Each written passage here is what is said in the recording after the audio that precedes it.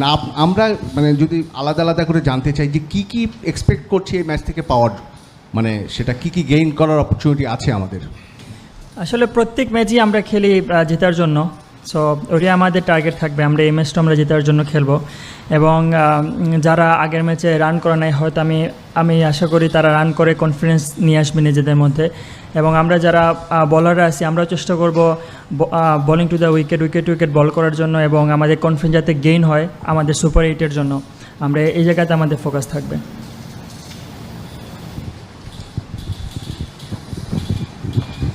Shakib, first of all আপনার সঙ্গে face to face আপনাকে কংগ্রাচুলেট সাউথ আফ্রিকা ম্যাচের পারফরমেন্সের জন্য, very well done young man.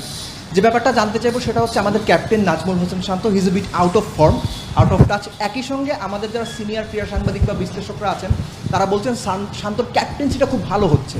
তো এই যে একজন ক্যাপ্টেন